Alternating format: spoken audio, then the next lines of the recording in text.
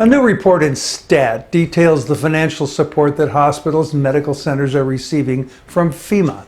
That's the federal agency tasked with dealing with ordinary stuff like tornadoes, earthquakes, hurricanes, and massive fires. You know, the once-in-a-century stuff we now experience several times a year, that stuff. The R's assure us that there is no global warming, or at least their fallback position is that we aren't contributing to it, or we don't know for sure what's up. That's why Val Demings is impressively challenging Marco "It Isn't Proven Science" Rubio, hoping to drive more substantive climate programs before Florida becomes Atlantis. But I digress. That FEMA funding for medical institutions has been needed because of the enormous costs that hospitals have incurred fighting the COVID pandemic and keeping Americans alive. It's the massive overtime, the enormous PPE requirements, ventilators, meds, and the rest that could otherwise force into bankruptcy these institutions which protect you. Thank you, FEMA, but there's a problem. There are hospital systems that are very, as in very, profitable. While they've had massive COVID cost increases too, they have not been and are not in financial distress. In fact, they're financially just fine, but they're peeling billions from the FEMA wallet anyway. Is that okay with you? The problem is that nobody seems to be wailing great buckets of tears over enormous piles of cash going to already wealthy medical institutions. Now, why is that? Got to ask where the means testing is. Taking this one step further, Republicans wail great buckets of tears over canceling student debt, saying that taxpayers shouldn't be paying for some trust fund baby's Harvard education, which actually makes sense to most of us.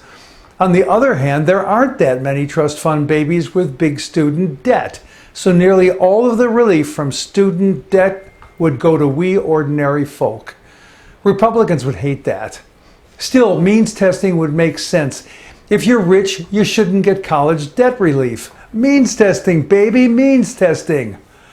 Looking at this from another angle, why did we allow trillions of dollars to be diverted to, ripped off by Iraqi and Afghani warlords, politicians, and crooks? That went on for decades.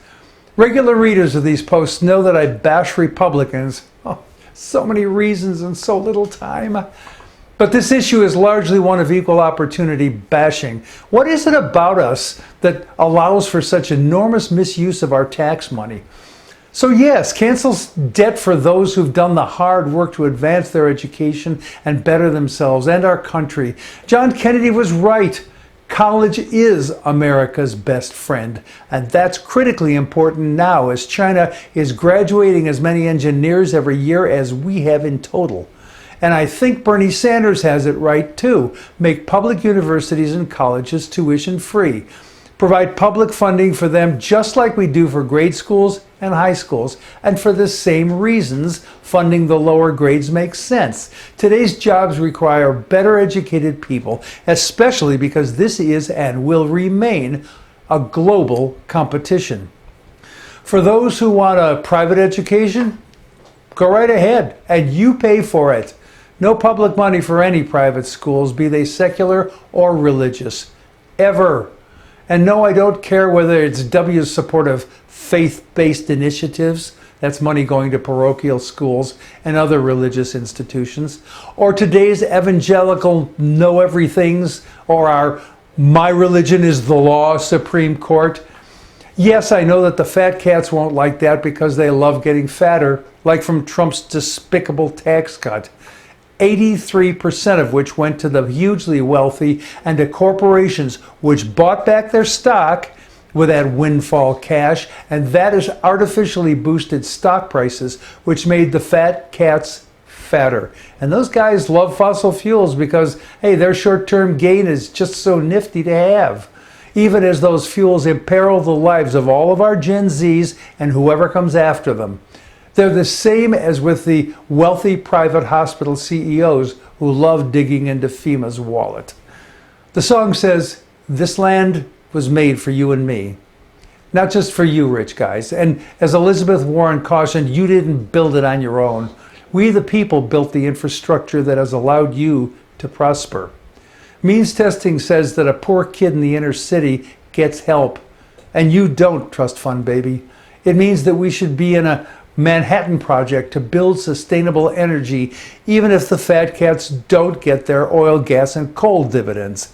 And we should be rooting out all the cheaters who took so many millions of dollars from the Paycheck Protection Plan and stuffed it into their pockets, stiffing so many people who needed help. That's fat cats in Congress helping their fat cat donor buddies. We have screaming needs right now, and honestly, I don't care who doesn't like our doing what must be done, including the ending of yet more cash for the already rich. Speaking of ripoffs, I know you've wondered why Donald Trump stole at least 30 boxes of records containing at least 300 classified documents. Be clear that these items weren't souvenirs or cocktail napkins, as Sheila Markin Nielsen writes.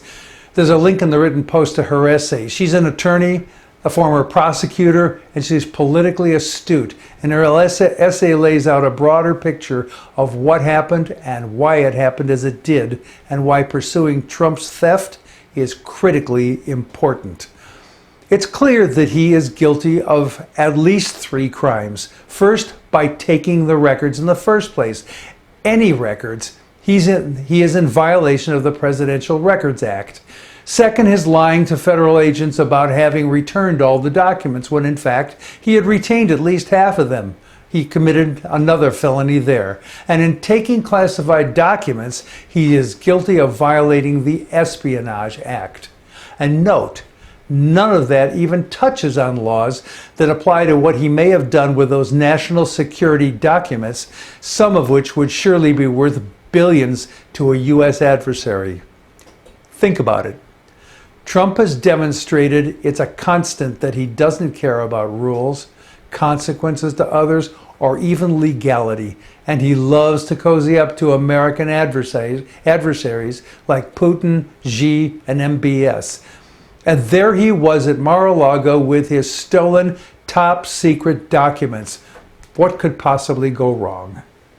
If you want better clarity on this in a religious context, and you do in this age of Christian theocracy threats, read Thom Hartmann's essay, Is Donald Trump the Antichrist? There's a link in the written post. Come to think of it, read that piece regardless of your motivation. It offers a startling and valuable perspective. I'm Jack Altshuler.